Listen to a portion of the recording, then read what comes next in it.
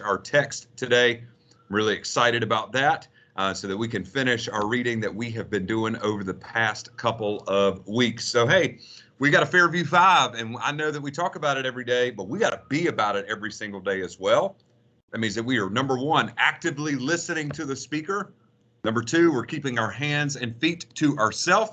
Number three, we are cleaning up our area. Number four, we're being kind to others with our words and our actions. And number five, we are doing our best. So looking forward to seeing you showcasing these Fairview 5 today, because following the Fairview 5 consistently is what helps you become a Scholar of the Week, and also helps you continue to be an elite scholar in the Eagles Nest. So we got a Scholar Pledge as well. We're going to talk more about the Scholar Pledge next week, along with the three main words that are in there. But it says, as a Fairview Scholar, I choose integrity, excellence, and teamwork. Today, I will soar to new heights and do my best. I am a Fairview Eagle, and I will be successful.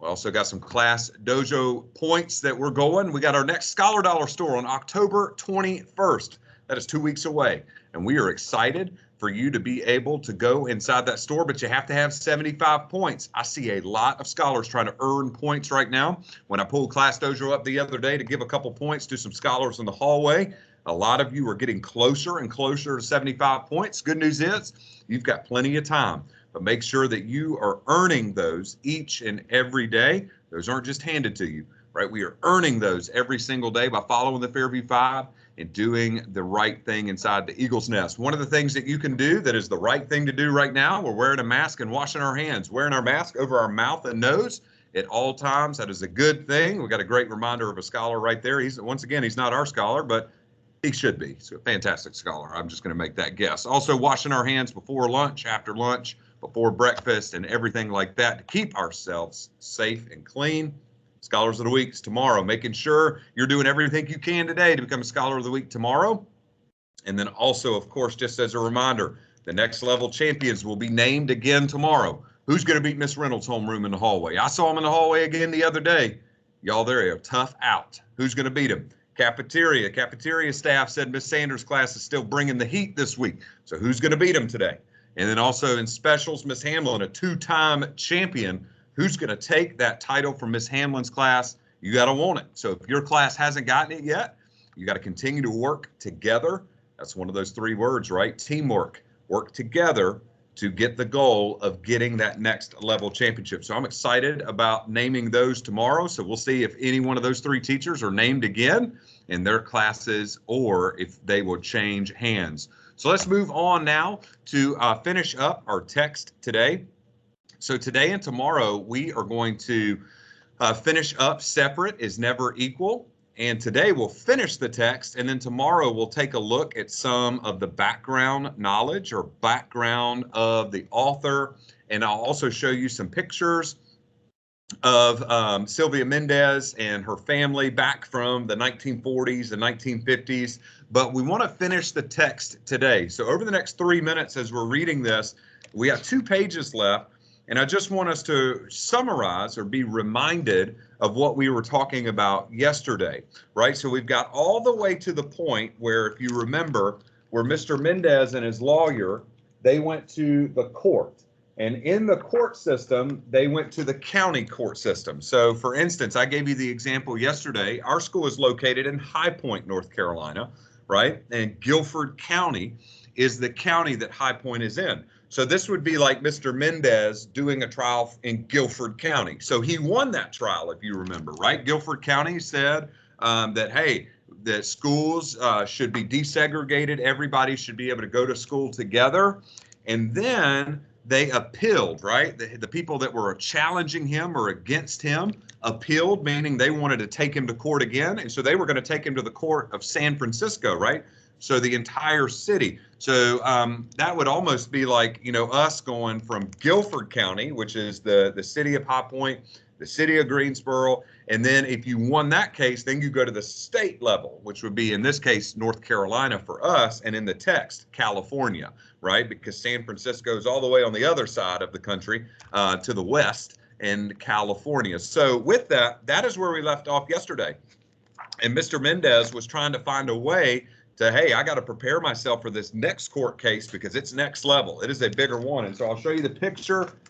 This is when, remember when I said the other day, right? No social media back in the 1940s. So when he won the case, you're not going to see it on TikTok, right? You were going to see it in the front page of the newspaper. And so that was the newspaper headlines going all across California.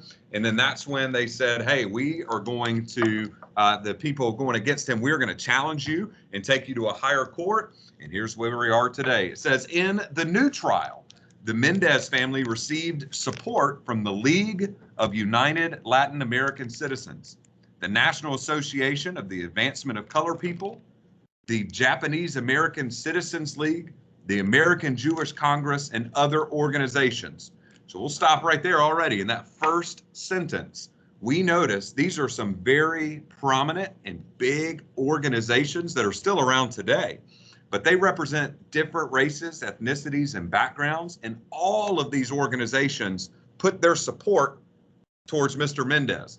So remember a couple pages ago, he was going around and trying to get one person to sign his paper, his petition, or another person to sign his petition. Well, now he's got the entire organizations, the Latin American Citizens, right? The NAACP, the American Jewish Congress. He's got this entire organizations that span all across the United States to back him up. That's a pretty good thing. So if you're inferring right now, that is good that these organizations are backing him up. So it goes on to say these groups sent letters with information relevant to the case and asked the judge to rule in favor of the Mendez family. So the word relevant, right? It says relevant in this case. That means important to this case. So that'd be like me and you talking about basketball right now. Hey, I'm a Dallas Maverick fan. We're talking about the Dallas Mavericks and how they played their first preseason game. And then you come in and you start talking about science. Well, that's not relevant to what we're talking about. Science is cool, by the way, but it's not relevant to a basketball conversation in that context, right? So what the word relevant means in this case is that all of these organizations wrote a letter with relevant information, meaning this information showing facts that what Mr. Mendez and Sylvia, what they wanted to do was purposeful and that they wanted to see some changes. Sylvia was amazed that people of different backgrounds and from different parts of the country who had never met her family were getting involved in the case and trying to help them. But her mother said, when you fight for justice, others will follow. On April 15th, 1947, the judges in the Court of Appeals in San Francisco ruled in favor of the Mendez family again. That June, Governor Earl Warren signed the law that said that all children in California were allowed to go to school together, regardless of race, ethnicity, or language. So think about that. In 1947, the governor signed that in. So that means in 1946, 1945, 1935, 1925, keep on going back and back and back, that kids of different color, language, and background were not able to go to school together in California. But now they are able to do so. But catch what her mother said. Her mother said, when you fight for justice, others will follow. I love that line. So here's the picture of that. All right, one last page for us today. It says, so remember, said Sylvia's mother, we fought to make sure you could attend a good school and have equal opportunities. Sylvia thought long and hard about what her mother said. And the next day, she returned to the Westminster School. Remember, this was the school that said, hey, you can't come here. Now she's allowed to go there. This time, she did not listen to any of the whispers. She ignored the children who pointed at her, called her names. Instead, she held her head high. Her parents had fought, not only for her and her brothers, but all of their classmates. Looking around, she saw that other children were smiling at her. By the end of the day, she had made new friends. And by the end of the school year, she had made many friends of different backgrounds. And she knew that her family had fought for that. So take a look. That's the last page. There's Sylvia playing with different children from different ethnicities, races, and backgrounds. But if you remember, right, we started in this book where she went to Westminster with her head down because people were pointing, telling her, you can't go here. You have to go to the Mexican school. And by the end of the text, everybody is now friends, right? And they were able to desegregate Westminster School, and all schools in California in 1947. We're going to talk a little bit more tomorrow as we finish up this text, because I want to talk to you about Sylvia and where she is today, and show you pictures of Mr. Mendez and show you pictures of Westminster School. So we'll show you some real life pictures of that tomorrow. But this book is located in the library, right? And tomorrow I'm returning it to Miss Mahan so that she can have this back. But this is in the library, so you can rent it as well. You can check it out if you'd like, and your class could go through this and see this firsthand if you'd like. And there's many more texts in the library just like this, and especially as we celebrate Hispanic Heritage Month, there is more texts that celebrate that as well. So I encourage you as a class, you can talk to Miss Mahan about that and find some new texts that are down there. Looking forward to seeing you in action today, scholars, at 7:42. It's time to get after it. It's a Thursday, but it's going to be, a great Thursday. Remember to be great, because you are great.